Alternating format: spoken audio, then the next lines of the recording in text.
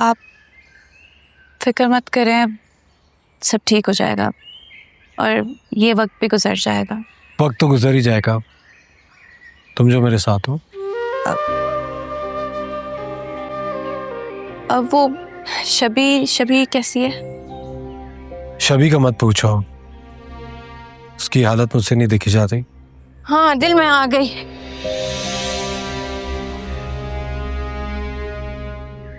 रिश्ता बढ़ाने से पहले शबी के हाल के बारे में सोच लेना। एक आग का दरिया है और ये मत भूलो कि सीनत आंटी का भी सामना करना है। मैं सिर्फ शबी का पूछ रही थी, मैं भी वही समझा रही। अच्छा सुनो, चलें, देर हो रही है।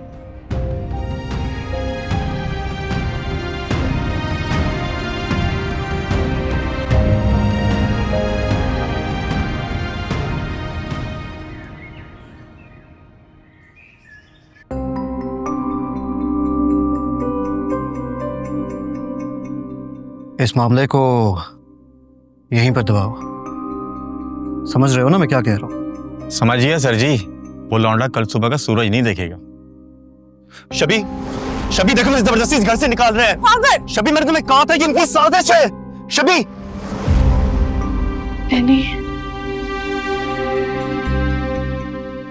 ये ठीक है? तुम्हें पता है मेरे और खावर के साथ इन लोगों ने क्या किया है? खावर अरेस्ट हो गया यार। मैंने खुद जावेयार से सुना है उसकी जान को भी खतरा है। कोई किसी को नहीं मारेगा, तुम बहुत ज्यादा फिक्र कर रही हो। वैसे भी जावेयार कुछ भी हो सकता है लेकिन कातिल नहीं हो सकता।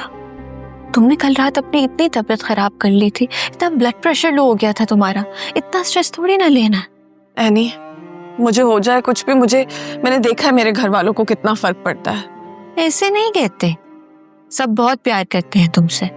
वैसे भी जो सिचुएशन है ना, उसमें हम किसी को भी कसूरवार नहीं ठहरा सकते, हमें उनकी बात भी समझनी है। हाँ, शायद तुम ठीक कह रहे हो, मगर any, I am really sorry. Sorry किस बात का? कल जब सब तुमको इल्जाम दे रहे थे तो मैंने कुछ कहा ही नहीं, तुम्हें डिफेंड ही नहीं कर पाई।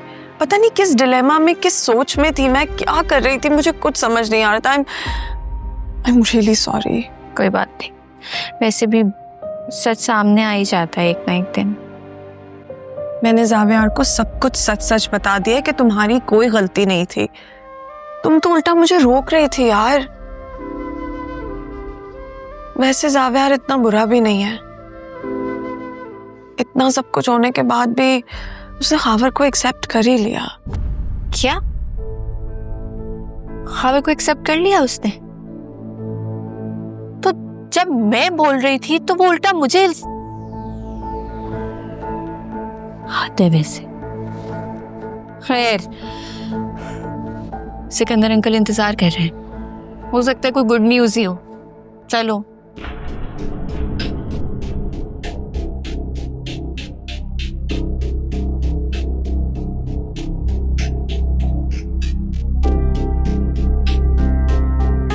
खावर, तुम ठीक हो शबी?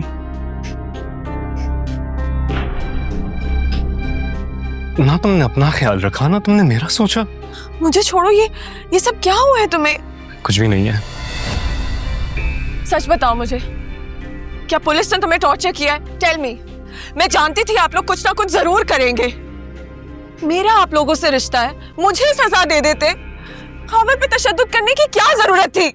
शबी, ये हमारे प्यार की निशानी है। तो पता है, जब पुलिस मुझे मारी थी तो मुझे दर्द नहीं हो रहा था, तुम्हारे तस्वुर से खुश हो रहा था।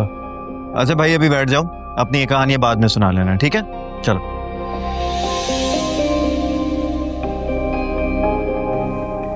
देखिए अंकल, उस दिन जो सारा हंगामा हुआ था, उसके बावजूद फैक्ट ये है कि मेरी और शबी की कोर्ट मैरिज हो गई है,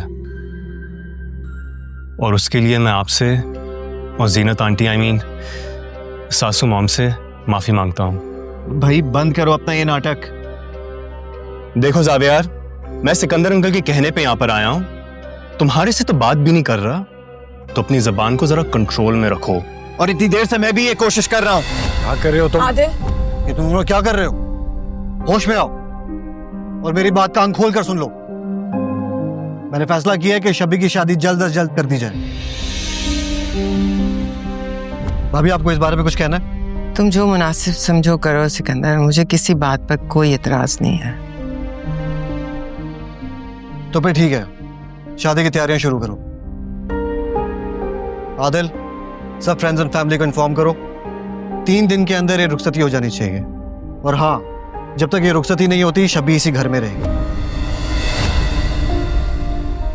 हाँ, तुम्हें इस बात से कोई इतराज तो नहीं है? अंकल, आपकी सारी बातें सर आंखों पर, लेकिन क्या मैं शबी से मिलने आ सकता हूँ? तुम इस घर के दामाद बनने जा रहे हो। तुम जब चाहो इस घर में आ सकते हो। तुम्हें कोई यहाँ पे रोक टोक नहीं करेगा। Thank you so much uncle.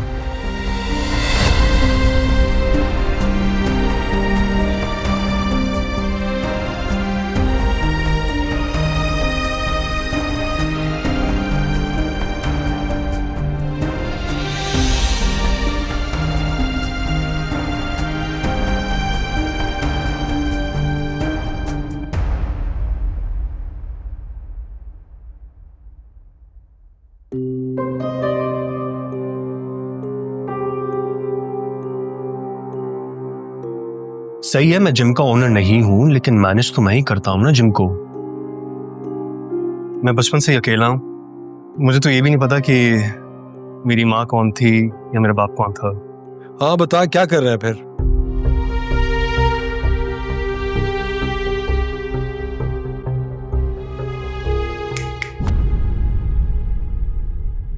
कहाँ खोए हुए हो? इतने डिस्टर्ब क्यों लग रहे हो? ऐसा कुछ भी नहीं है यार, बस तुम मुझे छोड़ो। मुझे ये बताओ कि आईनी को क्यों बुलाया यहाँ पर यार? क्यों ना इनवाइट करो उसे? तुम्हें पता है कि जब हम दोनों आमने सामने होते हैं तो कुछ ना कुछ अजीब हो जाता है आदिल। एक तो तुमने शादी पे उसे बुला लिया। मुझे एक बात बताओ, क्या इस घर में कोई ऐसा इवेंट नहीं हो सकता जिसमें वो इनवाइटेड ना हो? तुम दोनों का आखिर प्रॉब्लम क्या है? मुझे तो लगता है ये लव और ईगो का चक्कर है। किसी भी रिलेशनशिप में अगर ईगो आ जाए ना तो लव बिल्कुल खत्म हो जाता है। अच्छा, इस तरह के जो चक्कर है ना, तुम ही चलाया कर। ओके, कहाँ जा रहे हो? देखो, हमें ये शबी के लिए करना पड़ेगा। वो तो बेस्ट फ्रेंड्स हैं यार। अगर वो नहीं आएगी तो शादी में वो वाली रौनक ही नहीं लगेगी। और तुम अच्छी तरह से जाते हो, एनी की कोई गलती नहीं थी, वो सिर्फ शबी को रोकने के लिए गई थी। अब इस तरह क्यों घूर रहे हो? चलो मैं तुम्हारी प्रॉब्लम आसान करता हूँ। एक काम करो, तुम जाके ना एनी को ड्रॉप करके आ जाओ और गाड़ी में सारी बात क्लियर कर लेना। बात खत्म। What? Are you serious Adil? तुम चाहते हो कि मैं उससे माफी मांगू? मैं ये हरगिज नहीं चाहता कि तुम माफी मांगो। मैं अच्छी तरह से जानता हूं तुम में माफी मांगने वाली क्वालिटी नहीं है, लेकिन हमें हमारी बहन शबी के लिए तो ये करना पड़ेगा ना। उसकी दोस्त है। और खुद सोचो, मेरी तरफ से तुम नहीं होगे, उसकी तरफ से एनी नहीं आएगी तो इवेंट में कहां मजा आएगा? अधूरी सी खुशियां होंगी। वक्त ही सही तुम्हें एनी से दोस्ती तो करनी पड़ेगी।